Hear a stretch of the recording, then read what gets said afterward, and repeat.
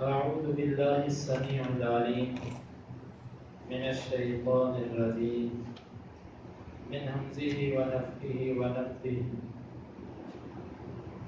وما ينظر هؤلاء إلا صيحة واحدة ما لها من فواق وقالوا ربنا عجل لنا قطنا قبل يوم الحساب وما اور نہیں ينظر انتظار کر رہے ہؤلاء یہ لوگ الا مگر صیحۃ چیخ کا واحدۃ ایک ہی ما نہیں ہے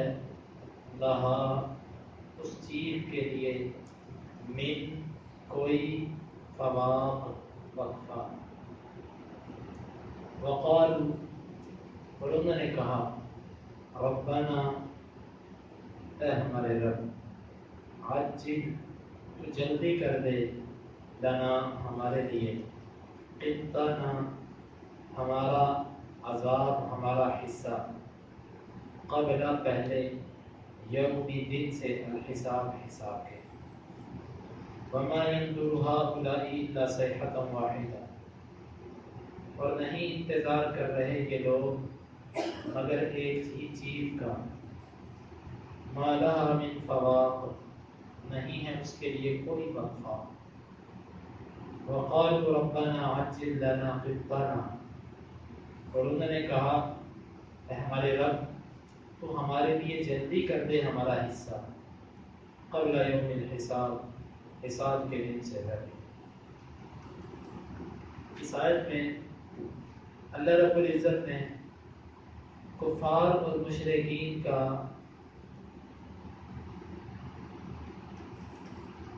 ان کی اصل حقیقت بیان کر دی کہ یہ کسی مزید دلائل کا انتظار نہیں کر رہے بلکہ تعصب اور ضد کی وجہ سے یہ صرف اور صرف ایک چیخ کا انتظار کر رہے ہیں چیخ سے مراد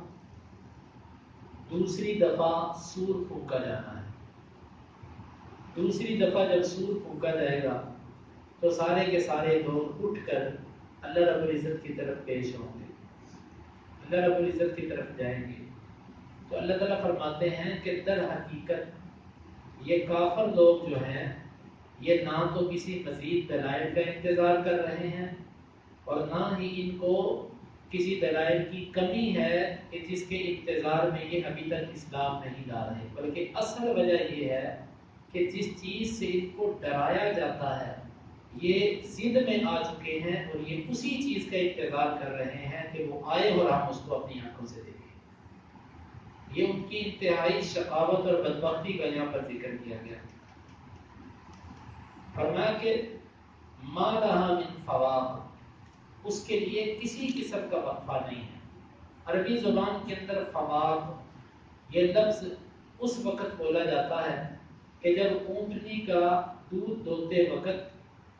ایک دفعہ دونے سے لے کر دوسرے دونے کے وقفے کے درمیان کو فواق کہتے ہیں ایک دفعہ دودھ دویا اس کو چھوڑا پھر دوسری دفعہ اس کو دویا ان دو کے درمیان کا جو وقفہ ہوتا ہے اس کو فواق کہتے ہیں یا دوسری تعبیر کو سمجھ لو کہ جس وقت انسان جانور کے تھن کو پکڑ کے اس سے دودھ نکالتا ہے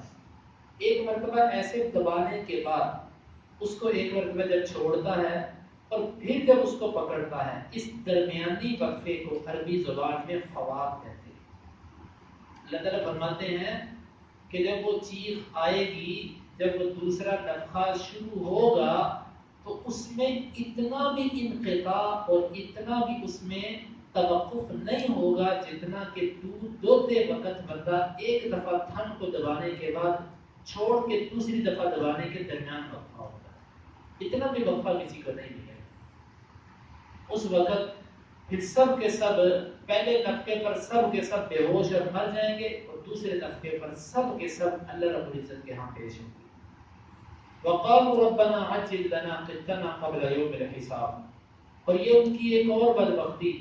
اور ان کی جرت در حقیقت جب کوئی بندہ اللہ رب العزت کا باغی ہو جاتا ہے تو اس کے اندر ایسی جرت پیدا ہو جاتی ہے. اور میں اور آپ بھی تھوڑا سا اس آیت پر غور کریں. بعض دفعہ ہماری بھی یہ کیفیت بن جاتی ہے، ٹھیک ہے جو ہوگا دیکھی جائے گی. بعض دفعہ ہم بھی ایسے کرتے ہیں. ہمیں کوئی کہتا ہے کہ یار اللہ نے اس سے منع کیا، اور ٹھیک ہے اللہ کے رسول صلی اللہ علیہ وسلم نے اس سے منع کیا، ہم کہتے ہیں ٹھیک ہے. بعض دفعہ ہماری بھی یہ کیفیت ہوتی ہے کہ اللہ اور اس کے رسول کی بات کو سننے کے بعد ہم بھی ایسا ہی انداز اپناتے ہیں کہ بس ٹھیک ہے کوئی بات نہیں، اور جو ہوتا ہے ہونے دو، دیکھی جائے گی. یہاں پر اللہ تعالیٰ نے فرمایا کہ یہ ایسے لوگ ہیں کہتے ہیں ربنا عجل لنا قطنا، اللہ جو تو نے ہمارے لیے عذاب آخرت کے دن کا رکھا ہوا ہے نا، محمد صلی اللہ علیہ وسلم جو تو ہمیں کہتا ہے کہ آخرت میں تمہیں عذاب ملے گا، یہ عذاب اللہ نے تمہارے لیے تیار کر رکھے، تو اس طرح کر یوم حساب کو چھوڑ ابھی ان عذابوں کو لے گا. بلکہ دوسرے مقام پہ اللہ رب العزت نے اس طرف بھی اشارہ فرمایا کہ یہ مذاق اڑاتے ہیں. جس طرح کے تفاسیر کے اندر لکھا ہوا ہے کہ یہ زقوم، نبی صلی اللہ علیہ وسلم فرمایا کرتے تھے کہ جہنم کے اندر جہنمیوں کی خوراک زقوم ہوگی، زقوم. اور یہ قریش کے جو سردار تھے وہ بدوقت اس کا مذاق یوں اڑاتے. عرب کی ایک عمدہ قسم کی خوراک تھی کھجور کے اوپر مکھن لگا کے کھانا. جتنی کھجور اتنا ہی اس پر مکھن لگا کے کھانا. کھجور کی تاثیر گرم تر گرم، اور مکھن کی تاثیر جو ہوتی ہے وہ تلخ اور سرد ہوتی ہے. تو گویا کہ سرد اور گرم چیز کو ملا کر استعمال کرنا یہ انسانی مزاج کے لیے بھی مفید ہوتا ہے. جس طرح کہ عائشہ رضی اللہ عنہ کہتی ہیں کہ جب میری شادی ہونے والی تھی تو میری والدہ نے مجھے کھجور اور ترکاری یعنی کھیرا، کھجور اور کھیرا ملا کر کھلانا شروع کیا. وہ کہتی ہیں چند دنوں میں میں اتنی بہترین صحت مند ہو گئی، میری جسم اتنا اچھا یعنی کہ موٹاپا ہو گیا میرے جسم پر کہ جس طرح کے کوئی بہترین جسم ہوتا ہے. تو یہ عرب کی ایک خاص غذا تھی کہ وہ گرم اور کچھ سرد چیز کو ملا کر استعمال کرتے تھے تاکہ ان کی تاثیر برابر ہو اور جسم کو فائدہ بھی دے ہو. تو اس نے تو ان سرداروں نے کیا کیا، کھجور کے اوپر مکھن لگا کے لوگوں کو کہتے ہیں ادھر آؤ ہم تمہیں وہ زقوم کھلائیں، نعوذ باللہ، جس کا محمد صلی اللہ علیہ وسلم ذکر کرتے ہیں یہ کھاؤ یہ زقوم ہے جو تمہیں ملے گا. تو یہ مذاق کیا کرتے تھے، یہ مذاق کی ایک صورت ہے. اور ان کا ایک کیفیت اللہ تعالیٰ نے دوسرے مقام پہ یوں فرمائی کہ وہ کہتے تھے اللہ اگر یہ تیرا نبی حق ہے، جس دعوت کو یہ لے کر آیا ہے، اگر وہ دعوت سچ ہے فَأَسْقِطْ عَلَيْنَا حِجَارَةً مِّنَ السَّمَاءِ، تو اس طرح کر کہ ہمارے اوپر آسمان سے پتھر برسا دے. آسمان سے پتھر برسا ہمارے اوپر. ہم یعنی کہ یہ نہیں کہا کہ اگر یہ تیرا نبی سچا ہے تو ہمیں تو ماننے کی توفیق عطا فرما دے، ہمیں تو اس کا پیروکار بنا دے، یہ نہیں کہا، بلکہ یہ کہا کہ اگر یہ سچا ہے تو پھر ہمارے اوپر پتھر برسا. بعض دفعہ انسان ضد اور تعصب میں آ کے ایسا بھی کرتا ہے، ایسی بددعائیں اپنے لیے کر دیتا ہے کہ وہ ہمیشہ ہمیشہ کے لیے تباہ و برباد ہو سکتا ہے. ہمیشہ انسان کو یہ کہنا چاہیے کہ یا اللہ اگر میرا فریق مخالف حق پر ہے تو مجھے بھی وہ حق قبول کرنے کی توفیق عطا فرما، اگر وہ حق پر نہیں تو مجھے حق پر استقامت عطا فرما اور اس کو بھی حق قبول کرنے کی توفیق عطا فرما. ہاں اگر اس کے مقدر میں حق نہیں تو پھر اس کے شر سے ہمیں محفوظ فرما. اس طریقے سے دعا کی جا سکتی ہے. تو انہوں نے نبی صلی اللہ علیہ وسلم سے یہ کہا، بلکہ اللہ سے کہنے لگے کہ تو ہمارا حصہ قطع، قطع اصل میں کہتے ہیں کسی چیز کو کاٹنا، چونکہ حصہ بھی کسی کو کاٹ کر دیا جاتا ہے تو اسی لیے حصے کو بھی قطع کہتے ہیں. تو یہ کہنے لگے وہ جو عذاب تو نے رکھا ہے نا اس میں جتنا ہمارے میں سے جتنا ہمارا حصہ بنتا ہے نا وہ کاٹ کے تو ابھی دے آ، باقیوں کو تو آخرت پہ دینا تھا، ہمیں ابھی دے. یہ ان کی جرت تھی، یہ ان کی ضد اور مقابلہ تھا اللہ کے رسول صلی اللہ علیہ وسلم کے ساتھ. ایسی باتیں وہ محض تکلیف دینے کے لیے کیا کرتے تھے، مگر ان میں یہ طاقت نہیں تھی کہ وہ اس عذاب کو برداشت کر سکتے. آگے داؤد علیہ السلام کا ذکر شروع ہو رہا ہے، بڑا زبردست ذکر ہے، وہ انشاءاللہ کل اس کا مستقل انشاءاللہ شروع کریں گے. وَمَا يَنْجُرُ هَؤُلَاءِ إِلَّا صَيْحَةً وَاحِدَةً، اور نہیں انتظار کر رہے یہ لوگ مگر ایک ہی چیز کا، ما لها من فواق، نہیں ہے اس کے لیے کوئی وقفہ. وقالوا ربنا عجل لنا قطنا، اور انہوں نے کہا اے ہمارے رب تو جلدی کر ہمارے لیے ہمارا حصہ قبل یوم الحساب، حساب کے دن سے پہلے.